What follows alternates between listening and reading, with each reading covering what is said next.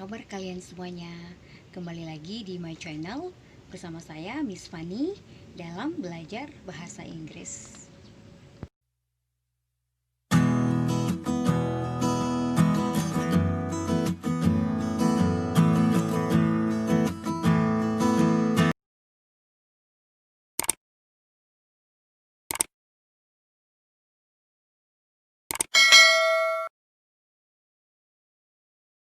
Oke, teman-teman, di video kali ini saya akan share dan berbagi tips bagaimana cara cepat memahami simple present tense. Dan bagi kalian yang pemula pasti bingung dan juga tanya apa itu sebenarnya simple present tense. Nah, untuk kalian yang mau belajar dan bagi kalian yang pemula, kalian boleh nonton video ini sampai selesai ya. Dan mari kita lihat apa saja yang termasuk dalam simple present tense. Oke. Tips atau cara yang pertama untuk melihat itu adalah kalimat simple present tense adalah dia menggunakan keterangan waktu yang menunjukkan suatu perbuatan yang sering dilakukan berulang-ulang. Nah, itu simple present ya. Salah satu ciri khasnya seperti itu. Kemudian ciri-ciri yang berikut adalah peristiwa masih terjadi ketika peristiwa tersebut disampaikan. Dan ciri yang berikut adalah peristiwa atau kejadian tersebut biasanya dia bersifat umum. Nah, sampai sini sudah paham ya. Dan ciri-ciri yang berikut dari simple present tense adalah dia menggunakan verb one atau kata kerja bentuk pertama yang diikuti dengan subjek I, you, we, dan they, dan atau nama orang lebih dari satu. Makanya kita harus pahami penggunaan seperti ini. Terakhir dari ciri-ciri simple present tense sendiri adalah dia juga menggunakan verb one. Nah, tapi dia harus ada tambahannya. Tambahannya yaitu kita menggunakan us dan s. Nah, jika subjeknya itu adalah he, she, dan it, atau satu nama orang saja. So, untuk membuat kalimatnya, kita tidak boleh bingung lagi ya. Nah, seperti itu ciri-ciri yang harus kita pahami dari bentuk sederhana simple present tense. Kak, terus gimana contoh kalimatnya? Kan kita udah pahami simple present tense-nya. Lalu contoh kalimatnya gimana? Saya masih bingung bagaimana cara buat kalimatnya. Nah, berikut adalah contoh-contoh dari ciri-ciri yang sudah saya sebutkan tersebut, yang sudah saya rangkum dan buat dalam beberapa contoh. Nah, buat kalian yang penasaran, tetap stay tune. Oke, contoh yang pertama, misalnya, Fanny cooks in the kitchen. Fanny masak di dapur. Dan ini merupakan suatu kebiasaan yang sering saya lakukan. Makanya di situ kita bisa lihat kata kerjanya di kata cooks mendapatkan akhiran s di situ karena subjeknya adalah Fanny atau kata lainnya adalah she. Makanya dia harus menambahkan s atau s. So, dalam kasus ini Fanny cooks in the kitchen. Nah, di situ kata kerjanya ditambahkan s. Nah, sampai sini sudah paham contohnya ya. Dan contoh yang berikut, misalnya they talk about movie.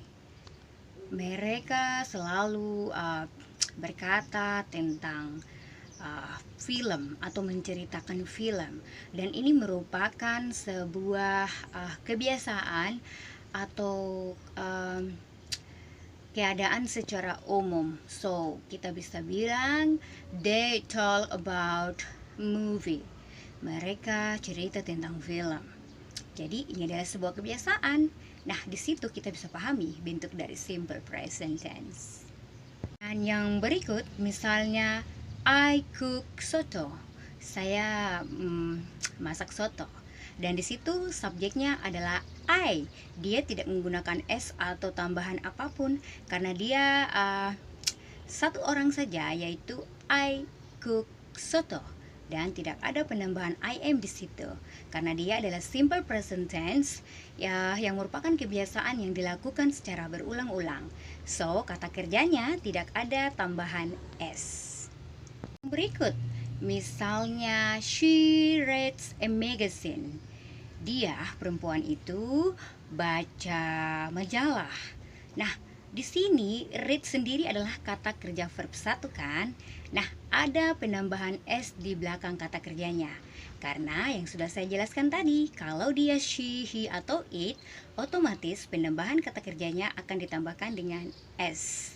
Nah, di sini kita bisa tahu, kita bisa pahami, kita bisa cek bahwa ternyata itu adalah simple present tense, kejadian yang terjadi secara ulang atau bersifat umum dan sering diceritakan. So, kata kerja belakangnya kita tambahkan S menjadi she read a magazine. Oke, so sampai sini kalian sudah paham kan? Yang berikut adalah Alexander buys apple every day. Di sini Alexander membeli apel setiap hari. Artinya kata kerjanya buy menambahkan penambahan S di belakang menjadi buys. Dan ini artinya kebiasaan itu sering dilakukan berulang-ulang atau secara umum. So, Alexander buys apple every day. Alexander beli apel setiap hari. Nah, di sini kita bisa pahami bahwa ternyata kata kerjanya ada penambahan S di situ. Berarti pasti dia adalah simple present tense dan subjeknya adalah Alexander sendiri. Atau kata gantinya kita bisa bilang he, dia laki-laki. Contoh yang berikut misalnya Brian, Remy, and I play football in the garden. Brian, Remy, dan saya bermain bola di taman atau di lapangan. So, di sini kita bisa lihat bahwa kata kerjanya yaitu play kan, dia tidak ada penambahan S di situ. Karena apa? Subjeknya itu adalah Brian, Remy, dan I. Kalau dikecilkan atau disubjekkan, dia menjadi they.